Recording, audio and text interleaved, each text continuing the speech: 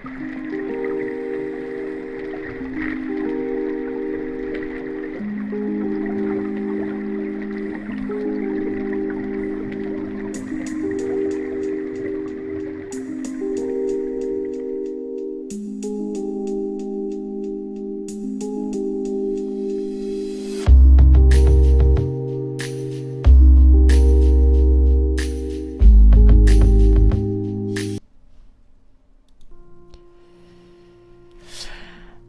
guys, welcome for this new episode of ESO News Live. We are the 6th September 2017 and this is our show revamped and only in English. Hi Nikki.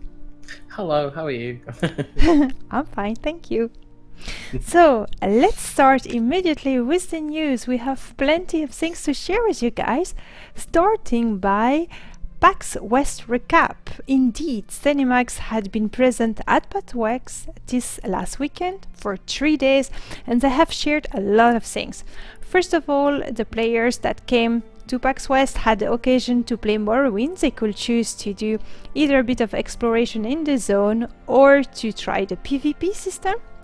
They also received a Morrowind coin, so it was a coin with the face of Vivek on it. And on the other side you had the symbol of Morrowind. And lastly, Rich Lumber has done a live stream on Twitter. Yes, so this live stream led on to news and information about the upcoming Update 16, which is what most of this news show is going to be about. So we were treated to this impromptu live stream on Twitter. We got to see Gina, Rich Lambert, Mike Finnegan and Brian Wheeler amongst the crowds there. The live stream, however, did give us some sneak insights into the upcoming zone and DLC Clockwork City. Clockwork City. It will be released in Q4 of this year and it will be on PTS already end of September. It's a zone which will be a little bit like the size of Dark Brotherhood of Thief Guilds. So you have a good idea of the size of this zone. It will be, of course, the city of Sodasil, so it's all mechanical, very Dwemer inspired, but with a twist because it's the creation of Sodasil, it's not a Dwemer ruin. You will have like 10-15 hours of questing if you're a normal player. If you're slow like Nicky and myself, it will be a lot more. You will also have a city hub or parts in the Clockwork City that will serve as hub where you can start all your adventure. You will have some delves and some world bosses as usual. The story of Clockwork City is the next part or the follow-up, just following the story of Orsinium. If you have played in Orsinium, you know very well how it ends. There is a prophecy that speaks about the opening of the door of Clockwork City, and that's what it's about. Note, and very important, that to play in Clockwork City you do not need Morrowind, but I guess if you have played the scenario of Morrowind you will have a different perspective on the story as well. So as well as the zone itself, you also get given access to a new trial, a mini trial.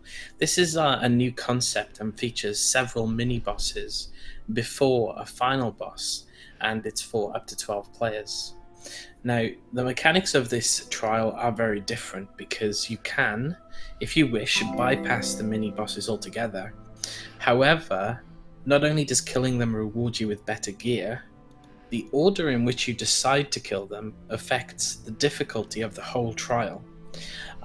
This mini trial will also feature a new weapon set currently called the Asylum set, which will be very similar in performance to the Maelstrom set and the Master weapons available.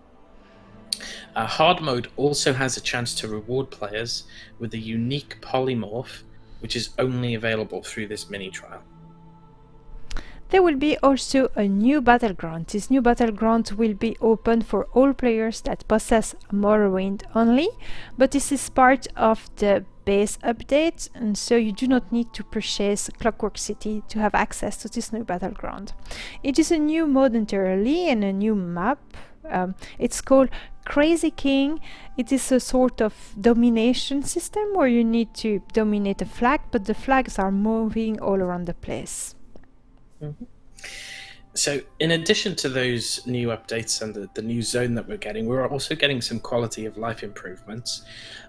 There's been some significant optimization on the code of the game, and basically what this means is the players can expect to see a 10 to 15% increase in game performance on both console and PC. However, lower end PC users and console users are expected to see the biggest gains. Nice. There will be also a threat tracker. The threat tracker is something that you could already have with an add-on. We have even a friend creating this add-on.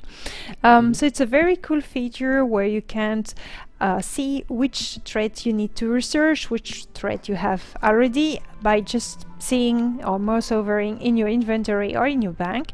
And so these things will be implemented in game now. Mm-hmm. So this leads us on to the big one, the news that pretty much most people are talking about, which is transmutation. So this was probably one of the more interesting and surprising and also sought after changes that people were looking for. Basically, from update 16, players will be able to retrait an item, providing that you already have researched the required trait. Now, transmutation stations will be required. It's a new crafting station, and you'll be able to find this in the new Clockwork City zone. However, you can also purchase these stations from the RIT vendors using your RIT vouchers. Now, what this means is if you don't have access to the new zone because you're not an ESO Plus member or maybe you haven't purchased it, you will either need to get someone else to change the trait for you, or in the case of bind-on pickup items, you will need to obtain your own station from the RIT vendor. Transmutation will also require a new item, which is called Transmutation Crystals. These can be earned by completing veteran-level content such as trials and veteran dungeons. For PvP players, you can also earn them as end-of-campaign rewards, and also rewards for the worthy bags. Now, a new subject entirely, Imperial City anniversary event. So this is a new PvP event that starts the 7th September and will end the 18th September. So if you have not Imperial City, it's the time to purchase it, and there's 40% discount on the Crown store. So you can purchase it for 1,250 krone for the normal version. The collector edition will cost 3,300 krone and contain a mind-shriven horse, a dead rat pet, and 5 experience scroll. The event itself is not proposing any new activities or quests, but you will gain a lot more stuff. For instance, 2 double Telvar stones are dropped by monster and, events and stuff. 2 times the chance to find a Stonefire Scam pet or Soul Shriven's skin. Twice as much key in the White Gold Tower and the Imperial City prison. And twice the number of bags dropped by Telvar Scamp and Treasure Scamp. So if you want to make a fortune in Imperial City, just go during this time, the 7th September and 18th September, to become rich. On to another contest that Zenimax are running. So there's currently a competition where you can win 11,000 crowns and also a mount of your choosing. This competition requires that you send in a screenshot of your character wearing the Dreadhorn Shaman skin and Keptu Horn Skull Saleh mask. It's a mouthful.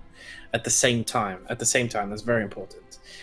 Now, to acquire these items, you must obtain the Falkreath Hold Challenger and Bloodroot Forge Challenger achievements, which means you need to complete the dungeons.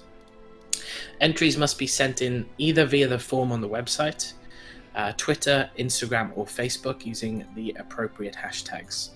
Entries have to be submitted by September the 11th, and I am linking the information post for you now.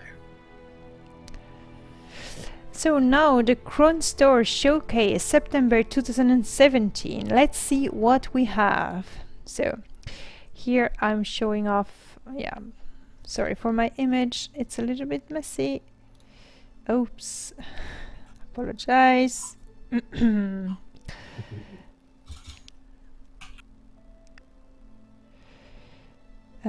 Here we go. So the screen is free, so you can see what we can get this month. There's not much. First of all, you have the Linkalgrand Manor. This imposing estate in the Nemedan style was originally built in the Gold Coast countryside as the summer manor of an Imperial city nobleman. Gardens with statue and a reflecting pool surround the stately walled mansion. Sumptuous. And this will be sold obviously as a limited edition between the September 14 to September 18, just to celebrate the end of the Imperial City anniversary event. In the style parlor, you will have 2 new emotes, Admire Me, you can purchase it on September 21, and Muscle Flasks, that a lot of people will want, also September 21, and lastly, the skin, the Blood Forge skin, Blood Nincrux iron combined with the unholy rites of the Richmond at the Blood Root Forge. The result is a clinker cracked glowing hot skin like no other, the Blood Forged. And that also will be sold the 21st September. And that's about it. Mm-hmm. So next we just want to link you to some ESO posts or ESO news, basically. The first one is going to be the Community Guides article. Now this one is super important because what it does is feature content and guides produced by members of the community. Most importantly, in this particular one, we are featured, so you must all go and check that out. But amongst us, there are videos from Tianlin about the Bloodroot Forged dungeon armor sets, as well as some advanced build guides and that type of thing. So if you're looking for class builds, there's some good suggestions in there.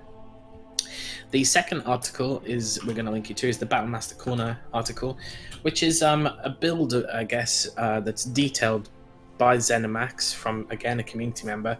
This is an all-cast build, so, you know, it's probably fairly decent. It's essentially a sorcerer or pet-focused magicka sorcerer with big magic pools and lots of pets. If that's something that you might like, you can go check that out on that link too. Yay! And voila, that's it for the news, right? Yes, that is basically all of the news in a nutshell. Awesome. So now it is time to do our giveaway that will be run during the Q&A time. Mm-hmm. And then again, I didn't have the time to make a pretty screen to transition, so I apologize for that. We don't need that. But we are going to give away a Rufus Mud Crab, guys. It doesn't matter what platform you're on. We have codes for all platforms.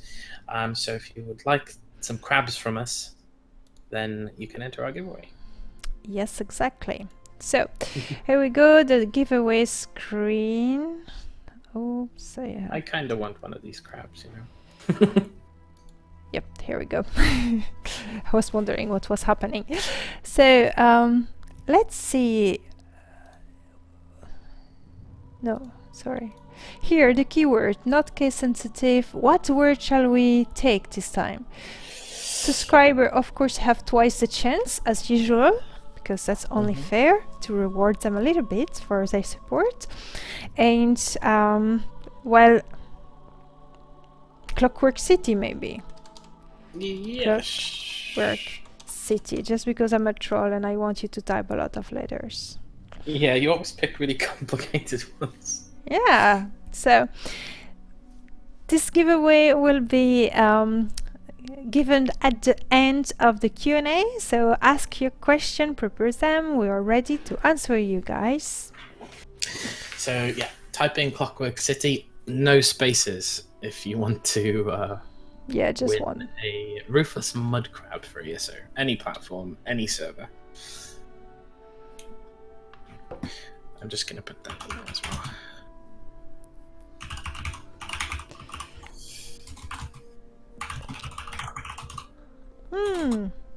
Hello, Eldaran. How are you? Nice guys. Hi. So if you have any question regarding the Elder Scrolls Online, Clockwork City, PAX West, anything, or anything you want really, just ask. When someone is interested in my tank build, I upload it to ESO Skill Factory. Okay. Yeah. It's not, I don't really go looking at builds all that often. I think it's nice that I have gotten back the Battlemaster Corner, because it was before Zenimax was doing a lot of community content on the website, and it was really cool, and then they dropped it because it didn't had enough interest, or it was not, you know, important enough, so they focus on different things. And now the fact that they come back with them, that means that people are more and more interested into the Elder Scrolls Online in general. I think the community has flourished a lot since the first years. I remember the first year, besides of course the release, we were kind of a small community and very tight, and a little bit it was kind of nice because everyone knew each other. And so we still knew each other from the old days, you know, but now there's more people, it feels more abundant, so it's good.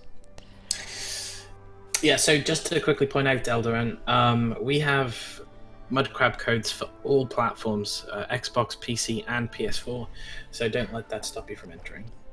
Exactly. So the first question that's very ESO related, how did we meet? It is very ESO related though, right? I mean, yeah, indeed. Who have asked that question?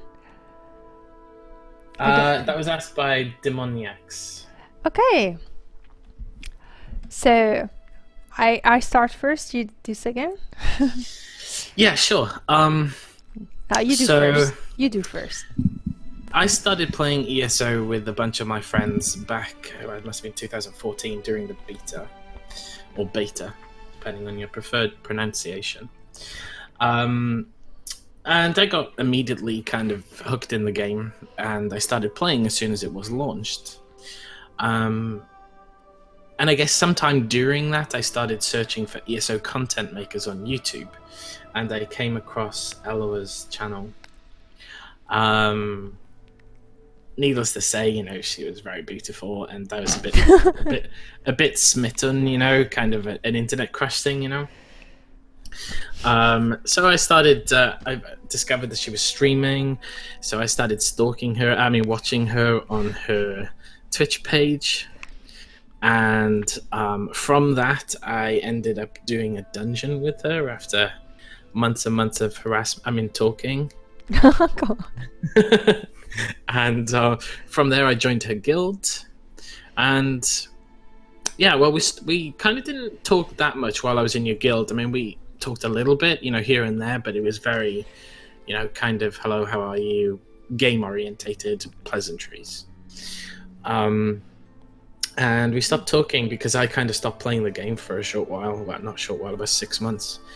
And then I came back. And okay, well, do you know what? Maybe you don't want me to say this, Elloa, but I'm gonna say it. Okay. There was a post on Facebook by Elloa. I'm not gonna give you details of the post, but based on the post was just a picture, by the way. It wasn't words. It was just a picture. Oh yeah, and I was saying happy weekend or something. Yes, like you do. Just a picture of you in your kitchen saying happy weekend. And when I looked at it, I don't know why, but I sensed a lot of sadness. And I messaged you, asking you how you were and if you were okay. And there was some stuff going on which you explained very bluntly to me, which I wasn't expecting. And that was kind of when we reconnected, right? Yeah. So the thing is, on my part, I started to know Nicky while he was chatting in the chat, like some of you guys, you know, and he was nice and kind, and so I was happy to see him regularly in my stream. And when we played together, I got along very nicely, because he was very kind and gentle and pleasant, and we did some PTS content. I still have the old video with Funky Monkey, it was called back then. And there's old video where I'm playing with him and Ziggs. If any one of you remembered this content creator for the Elder Scrolls Online.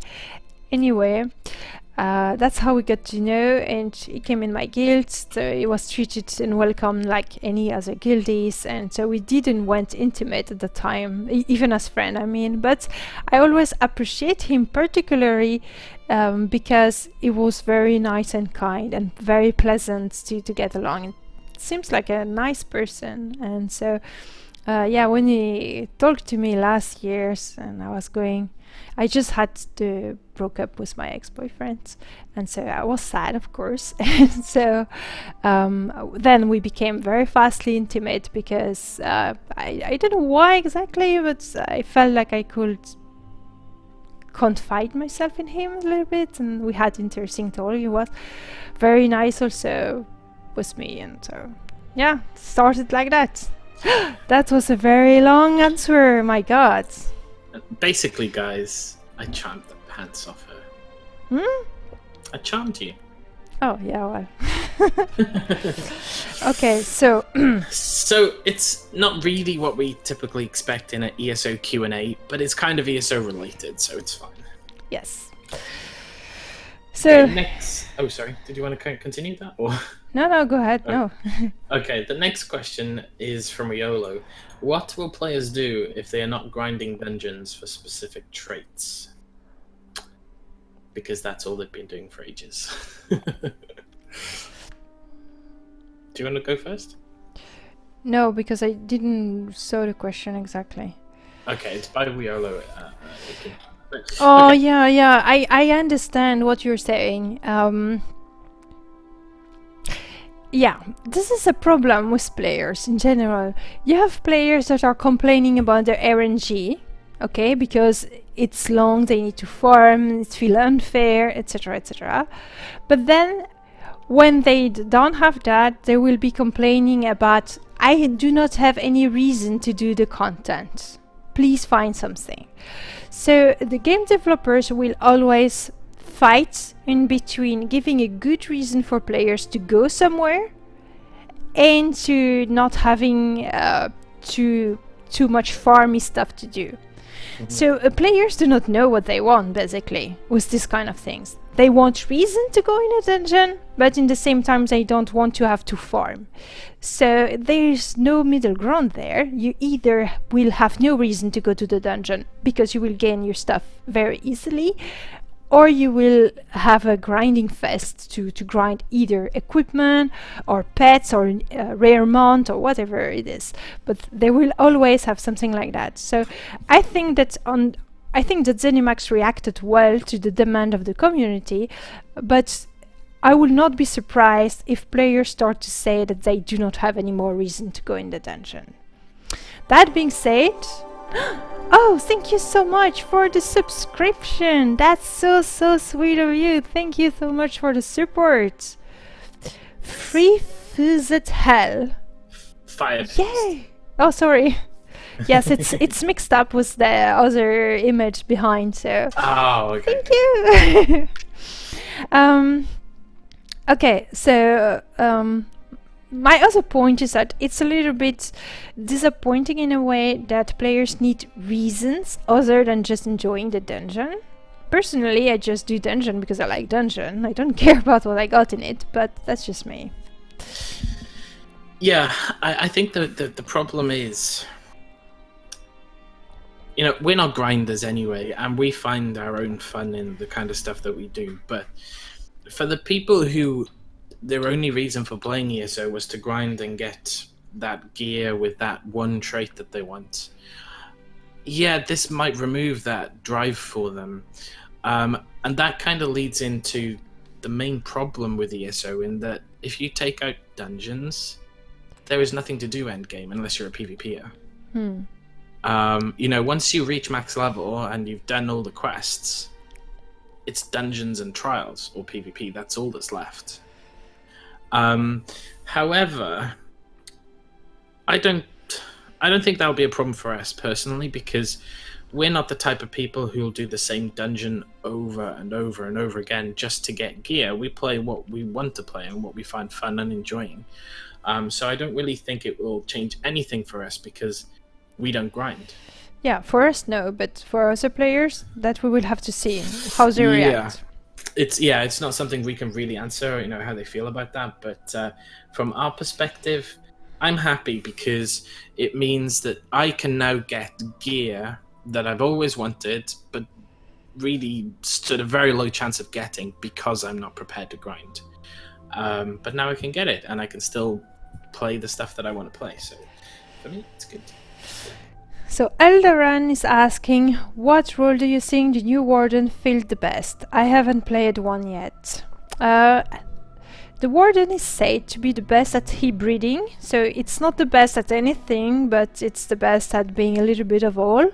So it can be a good tank, it can be a good healer, it can be a good DPSer, but probably not better than the Dragon Knight for the tank, not better than the Templar for the healer.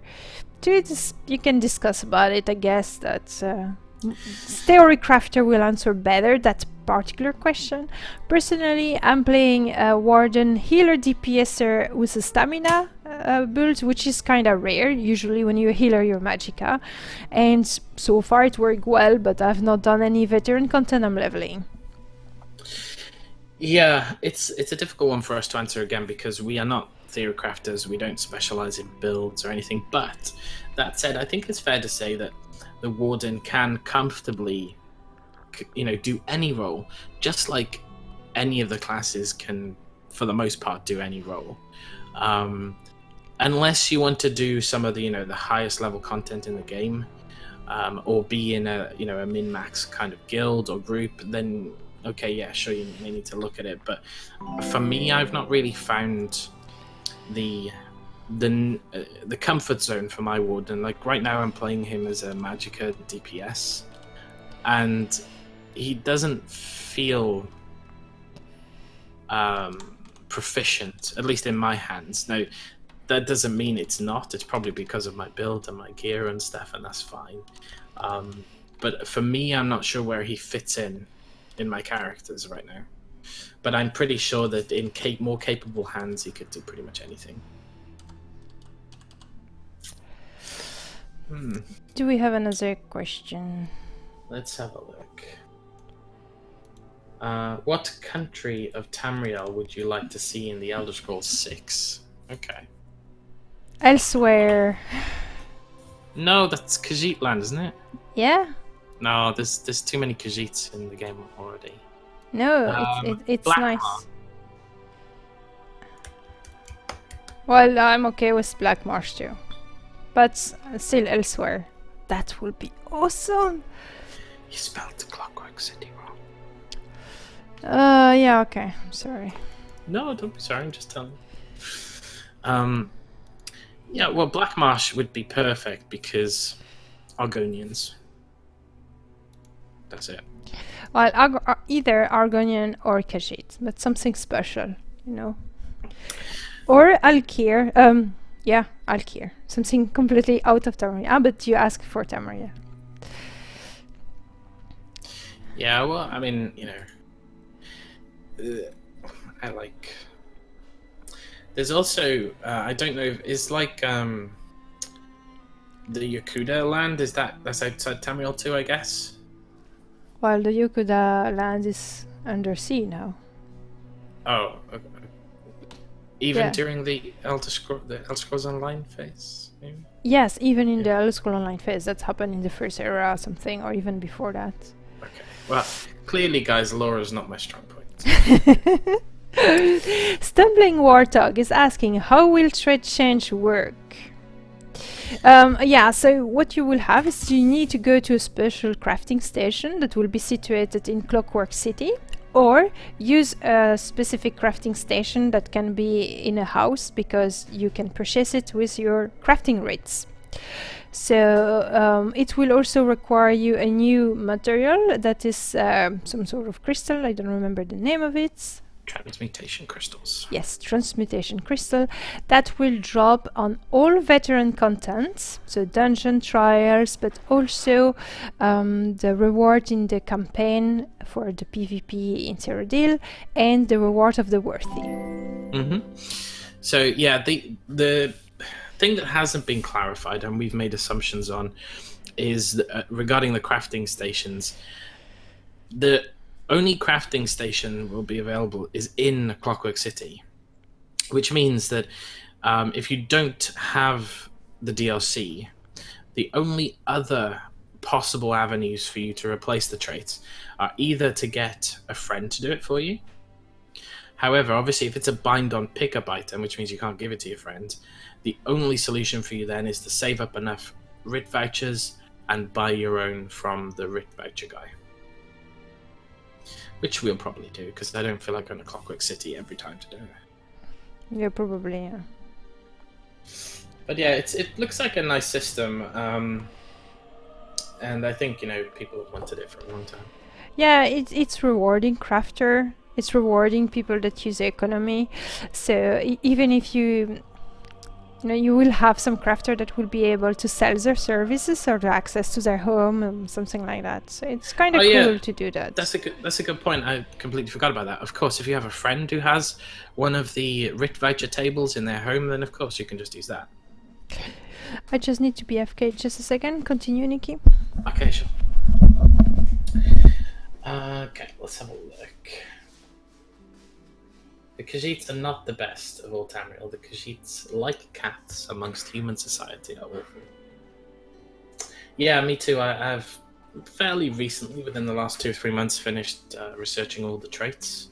I'm kind of wondering when they're going to bring some new traits out, to be honest. It's about time. There haven't been any really since Northern Craggle one, I don't think.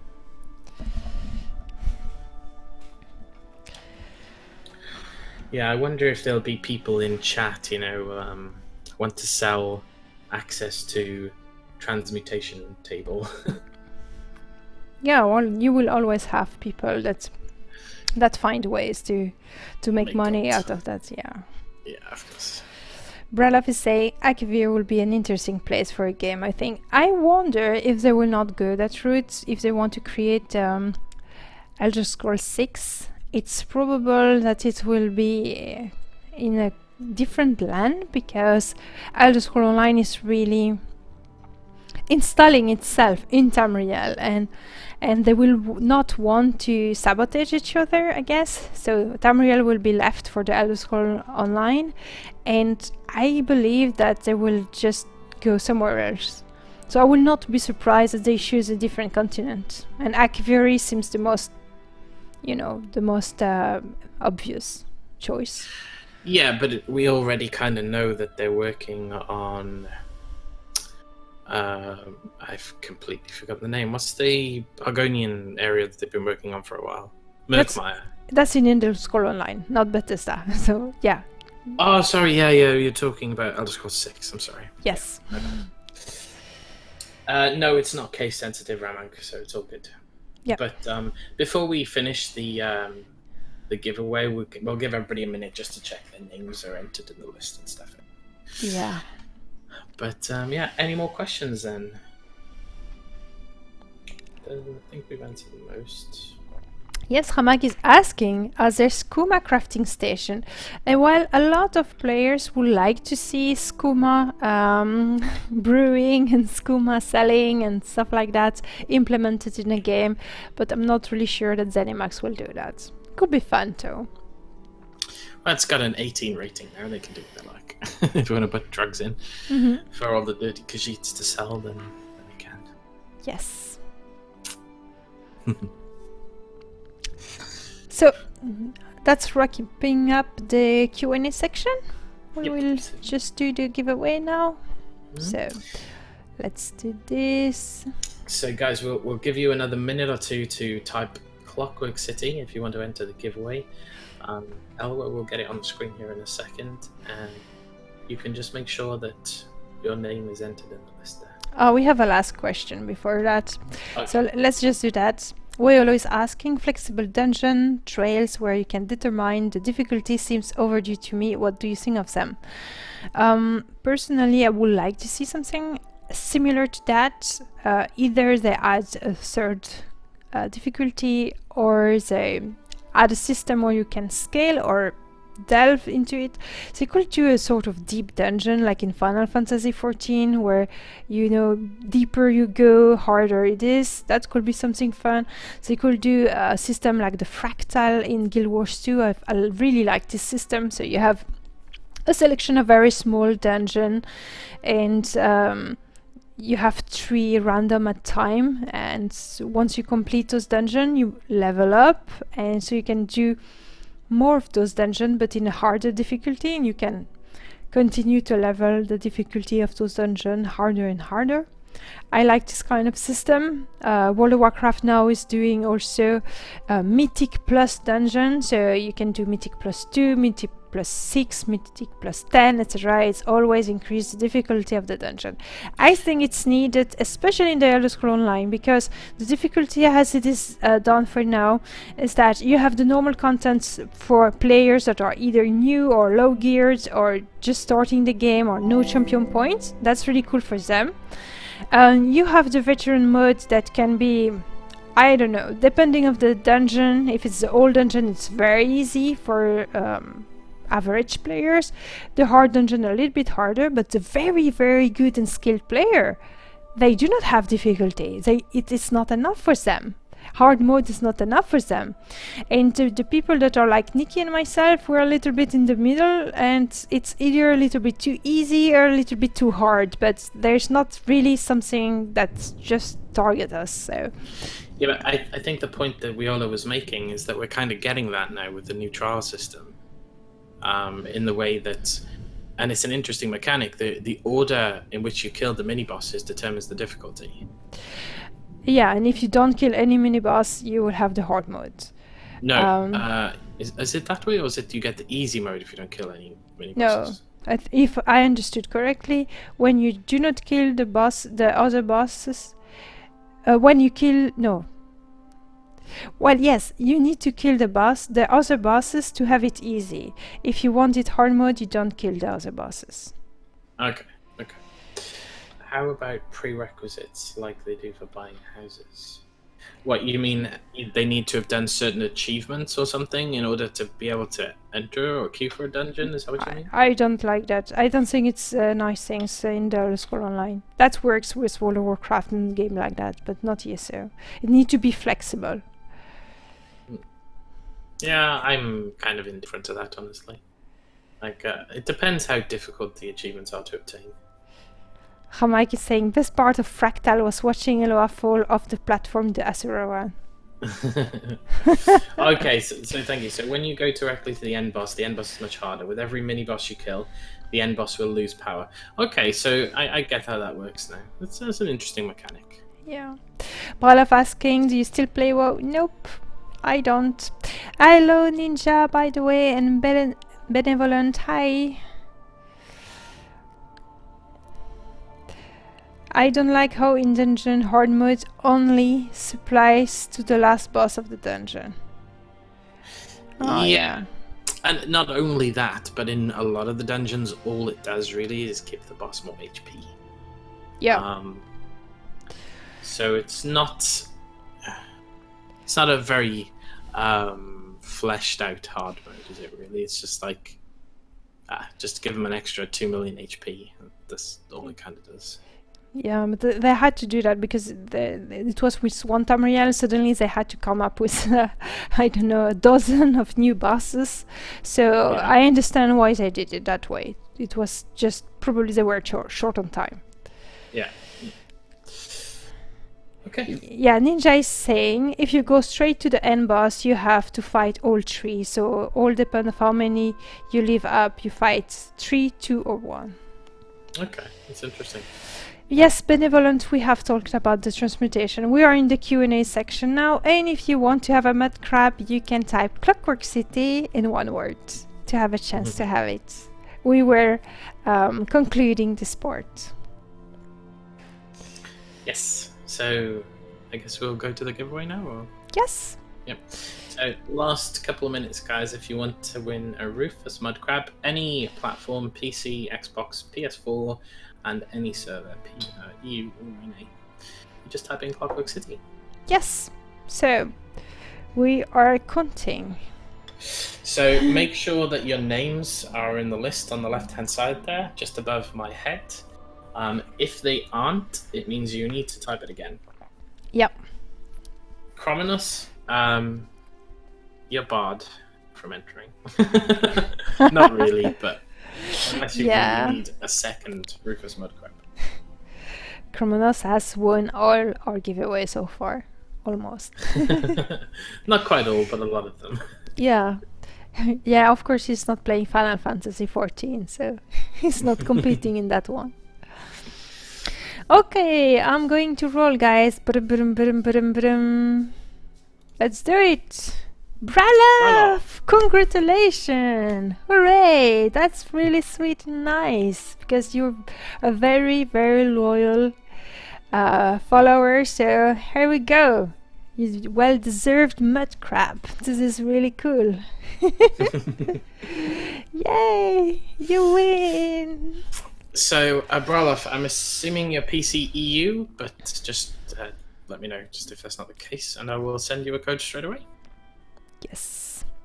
Oh, actually, I don't need to know if you're EU or NA, I just need to know if you are PC. Yes, crabs, courtesy of me.